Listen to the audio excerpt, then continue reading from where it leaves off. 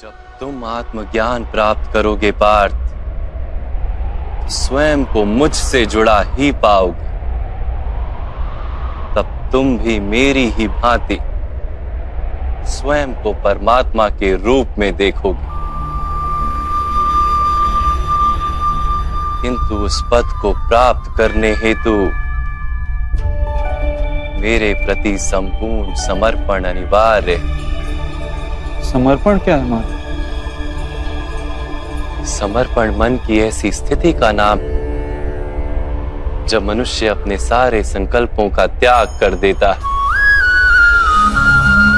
स्वयं से किसी प्रकार के निर्णय अथवा प्रण भी नहीं लेता। जिस प्रकार के कार्य उसे दिए जाते हैं उसी प्रकार के कार्य करता है। वास्तव में समर्पण का अर्थ होता है अपने आप, अपने मन को, बुद्धि को, ज्ञान को, इच्छा को, आशा को, अपनी भावनाओं को, अपना सब कुछ किसी को अर्पण कर देना।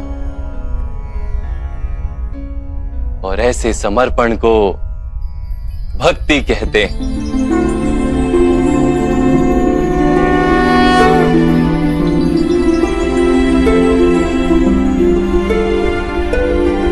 पत्नी का समर्पण पति की ओर, एक योद्धा का समर्पण सेनापति की ओर होता है। एक शिष्य के हृदय में गुरु भक्ति होती है। क्या ये सारी भक्तियां एक समान? क्या सबको ईश्वर की प्राप्ति होती है? नहीं पार्थ, मनुष्य जिसके प्रति समर्पित होता है उसी के रूप में ढलने लगता है। उसके मन में कोई संदेह, कोई प्रश्न जन्म नहीं लेता। किसी दुष्ट के प्रति समर्पण उस मनुष्य के कार्यों को दूषित कर देता है।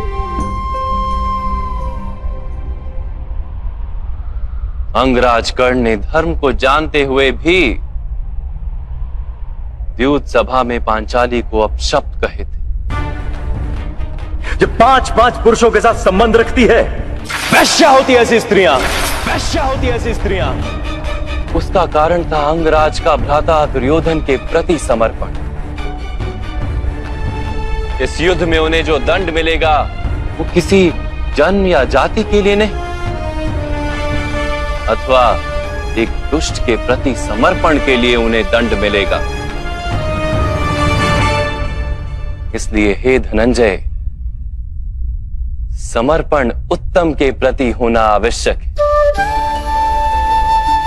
उसी से मनुष्य उत्तम बनता है। लोहे की माला से अपराधी बांधा जाता है, पीतल की माला से मंदिर के दीपक को बांधा जाता है, और सोने की माला को आभूषण बनाकर गले में धारण किया जाता है। पति भक्ति, स्वामी भक्ति, मित्र भक्ति, ऐसी अनेक भक्तियां होती हैं पार्थ, किंतु सबसे श्रेष्ठ भक्ति तो परमात्मा की भक्ति होती है।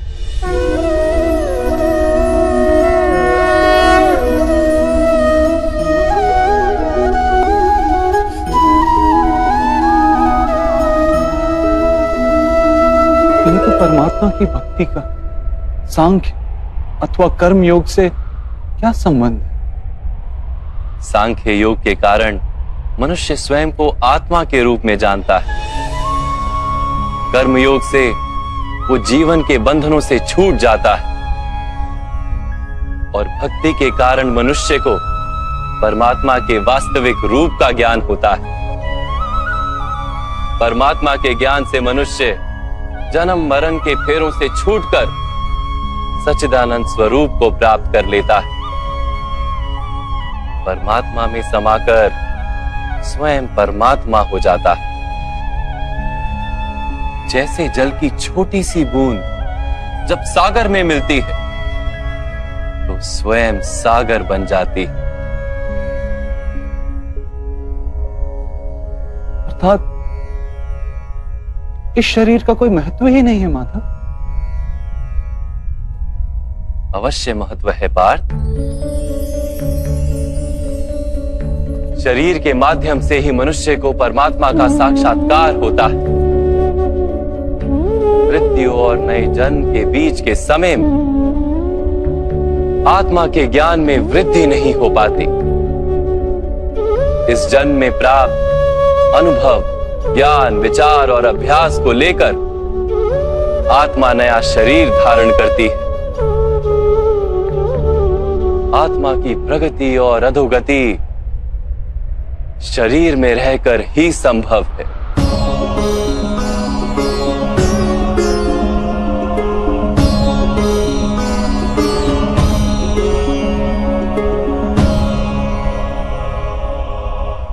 परंतु माधव, यहां उपस्थित व्यक्तियों का वध करके क्या हम उनके उद्धार की संभावना को नष्ट नहीं कर देंगे?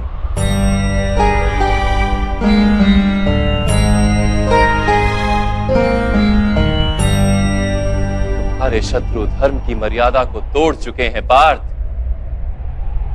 अधर्म ही उनका स्वभाव बन गया है। उनका उद्धार अब असंभव है।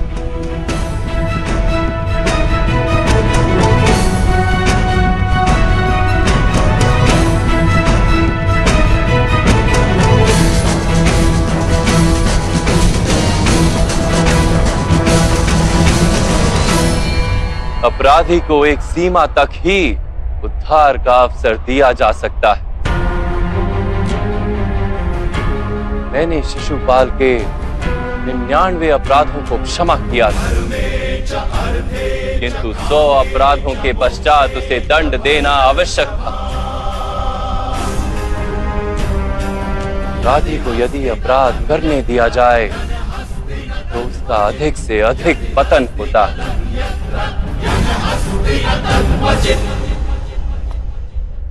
उसे अधर्म से रोकने में ही करुणा है धनंजय। ये आत्माएं मरेंगी नहीं। अधर्म से दूषित शरीर का त्याग करके नया शरीर धारण करेंगे और उस शरीर में उनकी प्रगति की संभावना अधिक होगी। इस विचार से यदि तुम युद्ध करोगे तो वो उचित है। मनुष्य का शरीर उसकी संपत्ति भी है और मर्यादा भी। धर्म के मार्ग पर प्रवास करने वाला मनुष्य अपने शरीर को शुद्ध करता है और उसके माध्यम से आत्मा का साक्षात्कार करता है। इसी को क्षेत्र क्षेत्रज्ञ संबंध कहा गया है। मैं इसका तात्पर्य नहीं जान पाया माधव। जब मनुष्य ये जान लेता है कि उसका शरीर एक भूमि का टुकड़ा है, अर्थात क्षेत्र है, और वो उस शरीर में रहने वाला, उस शरीर को समझने वाला अर्थात क्षेत्रज्ञ है, तब वो शरीर के माध्यम से अपनी प्रगति साध पाता है। आत्मा शरीर में रहकर 3 गुणों का समतोलन करती है। तमस को घटाकर सत्व को बढ़ाने का उपाय करती है और ईश्वर की भक्ति करके परमात्मा के साथ एक हो जाती है। भक्ति कैसे की जाती है माधव? क्या समर्पण ही भक्ति नहीं? नहीं पार्थ, समर्पण तो भक्ति का प्रथम चरण है। वास्तव में भक्ति किसी कार्य का नाम नहीं, वो तो केवल मनस्थिति का नाम है। आवश्यक है कि मनुष्य जब तब यज्ञ, याग, यम, नियम, योग और स्वाध्याय के माध्यम से अपने अंतर को शुद्ध करे और परमात्मा के प्रति समर्पित रहे। मनुष्य अपने सारे कार्य, सभी कार्यों के फल, अपने जीवन का प्रत्येक श्वास परमात्मा को समर्पित करता रहे।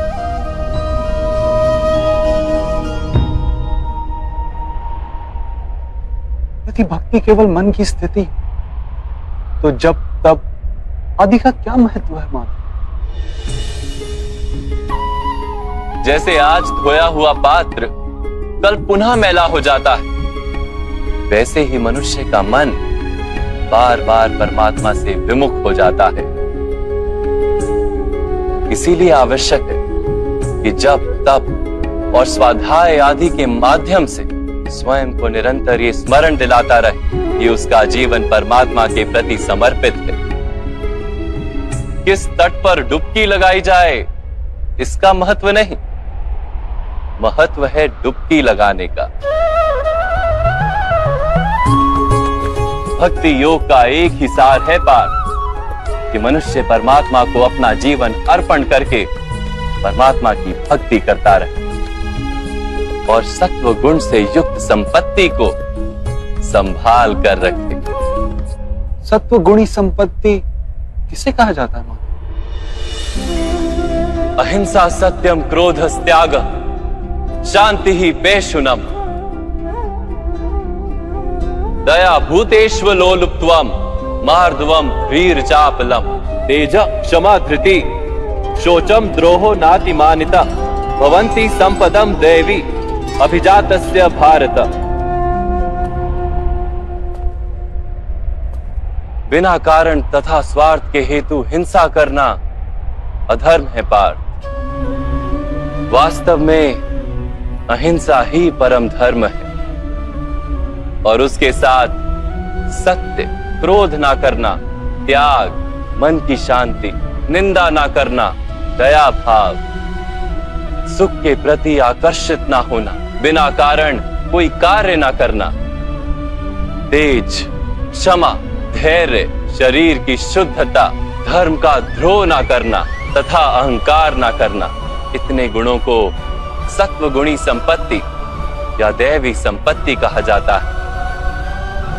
इसी से मनुष्य परमात्मा की अर्थात मेरी भक्ति कर पाता है, जीवन के कर्तव्यों का वहन करता है, धर्म की स्थापना करता है और कर्म के फल की आशा का त्याग करके जीता है।